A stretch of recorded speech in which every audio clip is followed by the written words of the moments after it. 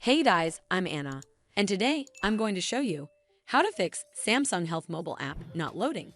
So first of all, you need to head over to your device settings. From here, tap on the cellular option right over here.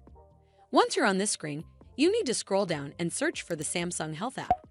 And then make sure the toggle button right next to it is turned on, indicating that the app has internet access through your cellular connection. This should fix the Samsung Health mobile app loading issue.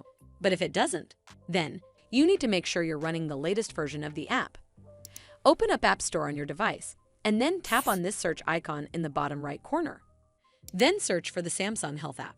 And if you see this update button right next to the app name, simply tap on it to make sure you're running the latest version of the app. This should fix the Samsung Health mobile app loading issue. But if it doesn't, then you need to clear app cache. Go to your device settings and then scroll all the way down to General and tap on it. Then tap on iPhone storage. From here, search for the Samsung Health app and then tap on it. Once you're on this screen, you need to tap on Offload app. Tap again to confirm. It'll take a bit for processing, and then a reinstall button will show up. Simply tap on it to reinstall the app. This should fix the Samsung Health mobile app loading issue. But if it doesn't, then you need to completely reinstall the app.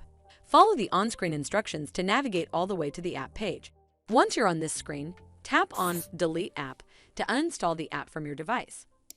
Once uninstalled, you need to open up App Store and then search for the Samsung Health app right over here in the search bar.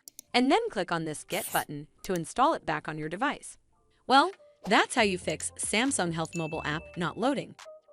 I hope you found this video helpful, and if you did, make sure you give it a thumbs up to see more videos like this, and don't forget to hit that subscribe button. We'll see you in the next one.